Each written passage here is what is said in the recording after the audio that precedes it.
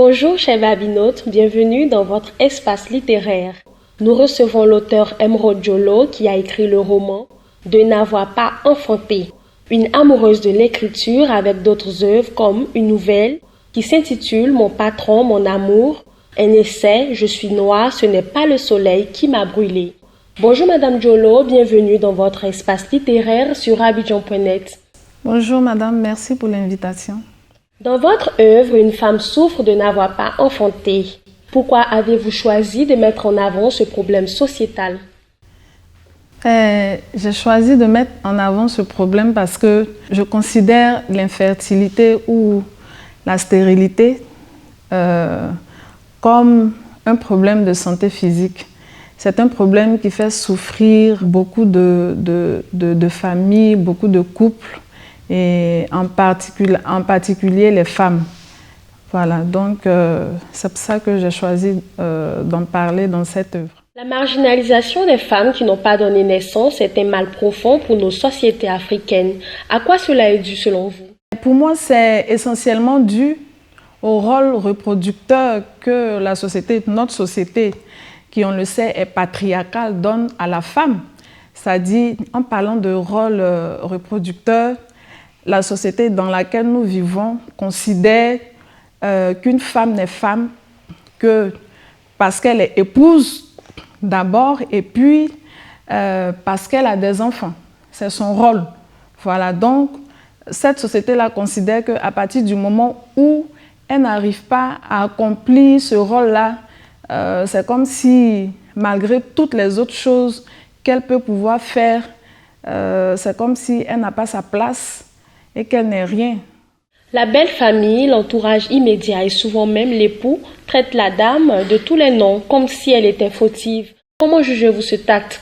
Moi, je pense que c'est malheureux, comme j'ai essayé de le transcrire dans l'œuvre.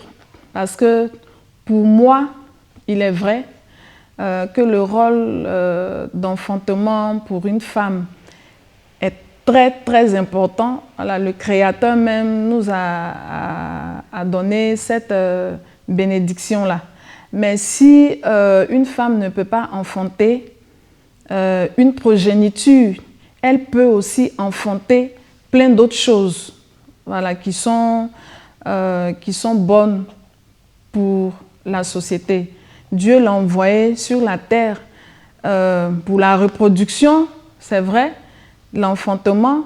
Hein, il a dit soyez féconds, multipliez. Voilà, mais cette fécondité-là aussi, on peut la voir aussi à d'autres niveaux. Voilà, pas seulement au niveau de l'enfantement physique. Les familles ont tendance à rejeter la faute que sur la femme. Comment arriver à changer cette mentalité vu qu'on est deux à procréer? Je pense que aujourd'hui, avec l'évolution de la médecine, avec les hommes qui acceptent maintenant de plus en plus d'aller à l'hôpital pour faire des examens, on commence à accepter et à se rendre compte aussi que la femme n'est pas la seule fautive dans les couples qui souffrent d'infertilité. Les hommes aussi ont des problèmes qui causent l'infertilité. Pour renforcer cela, il faut beaucoup de sensibilisation et faire comprendre aux hommes que ce n'est ni une honte, ni un déshonneur d'être infertile. Personne ne cherche à avoir des problèmes de procréation. Voilà, c'est la nature ou les maladies. Alors, on n'a pas à en avoir honte et voilà. De n'avoir pas enfanté, une histoire pleine de rebondissements avec la polygamie qui s'installe plus tard dans l'histoire. Quels conseils pouvez-vous donner à des couples dans le même cas?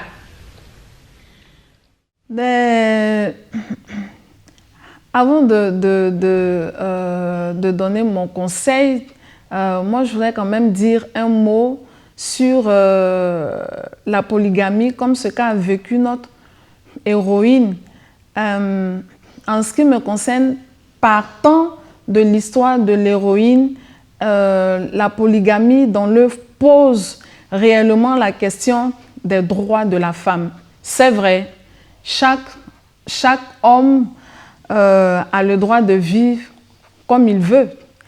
Il peut prendre 2 femmes, 3 femmes, comme il veut. Mais ce qui nous gêne en tant que femmes, c'est quand on ne demande pas l'avis de la femme avec laquelle on vit, parce que les femmes ont le droit aussi de dire qu'elles ne veulent pas vivre dans un foyer polygamique. Donc, imposer la polygamie à une femme, c'est lui dénier ses droits. Alors moi, pour moi, si un homme veut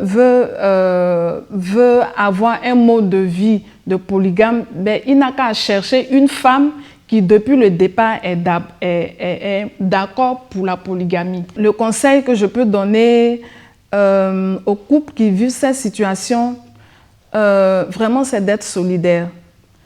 On se marie parce qu'on s'aime. Voilà, d'abord, c'est le principe. Et le mariage n'est pas un fleuve tranquille. Quand on dit à la mairie pour le meilleur et pour le pire, mais le pire, ce n'est pas que la maladie, le pire, ce n'est pas que les difficultés financières ni l'infidélité. Le pire aussi peut être, malheureusement, la stérilité, l'infertilité. Face à ces situations, il faut que les couples continuent de s'aimer et il y a des solutions palliatives. Voilà.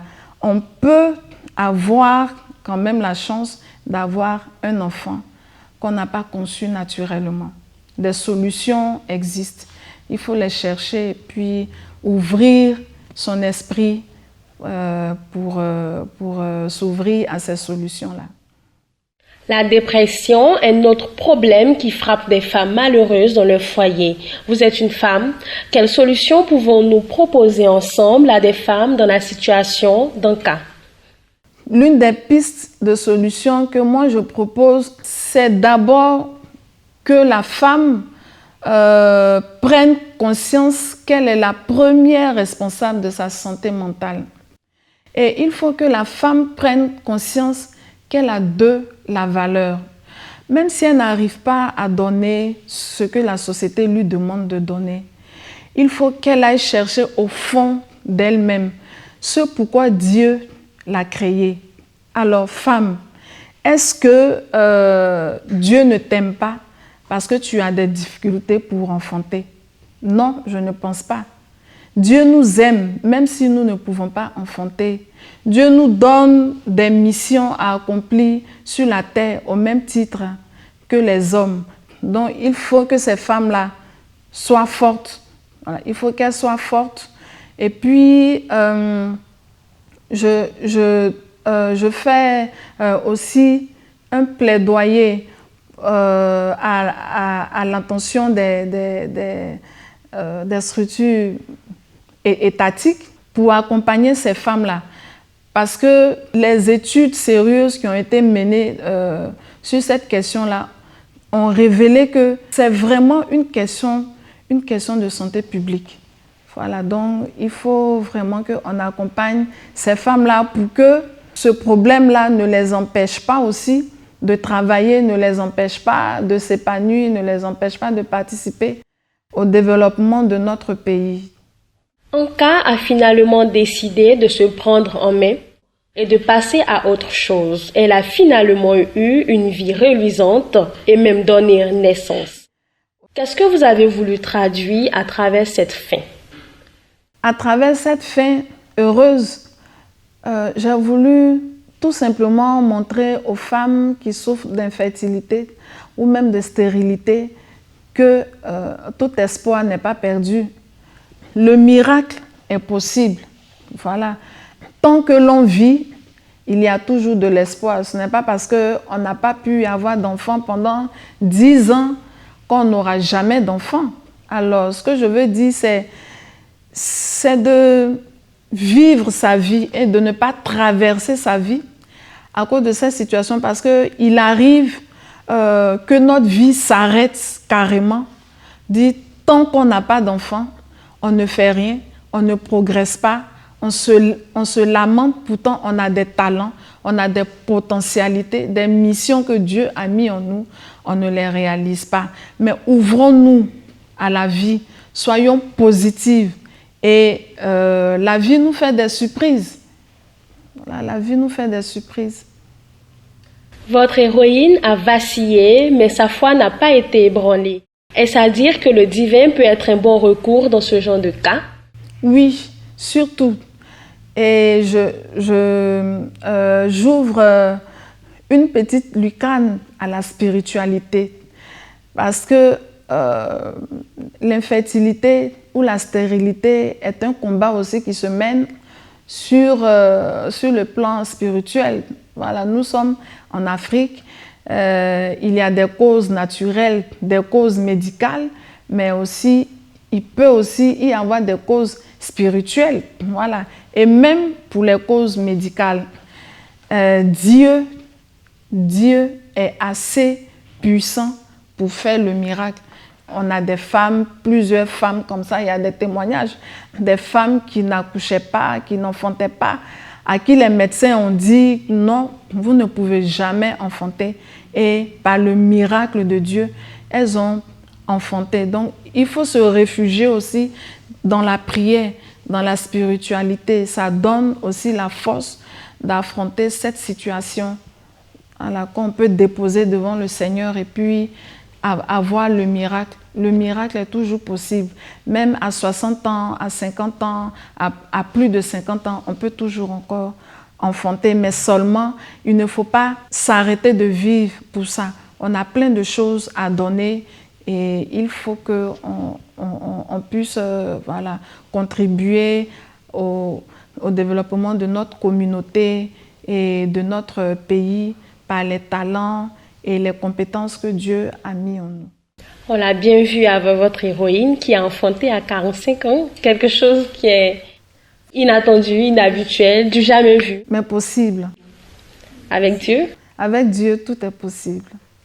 Vos œuvres ont des titres assez évocateurs. Comment trouvez-vous les thématiques et l'inspiration pour retranscrire de cette manière? En général, j'écris sur des questions qui me touchent. J'écris sur... en général, j'ai deux thématiques privilégiées. La condition du noir, voilà.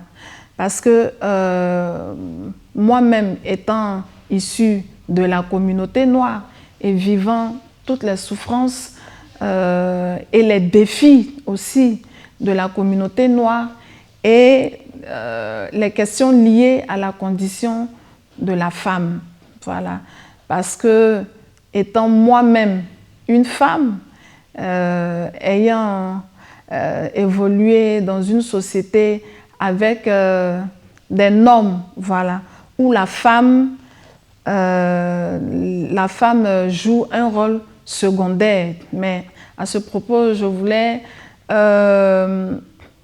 profiter pour féliciter l'État de Côte d'Ivoire, le gouvernement de Côte d'Ivoire avec à sa tête le président de la République, M. Alassane Ouattara, qui a en 2017 lancé la campagne E4SHE pour engager les hommes à accompagner les femmes. Et il y a plusieurs tests, plusieurs normes qui ont été pris vraiment pour protéger les droits des femmes, pour impulser l'autonomisation des femmes, pour donner le pouvoir de décision aux femmes. C'est vrai que c'est lent, mais je pense qu'avec la détermination, nous y arriverons ensemble. Merci Madame Diolo pour cet échange assez enrichissant. Merci beaucoup. Mais avant de terminer, je ne peux pas terminer quand même sans faire un clin d'œil aux éléphants. Félicitations à nos Pachidem. À vous Babinote, à très vite pour une prochaine émission.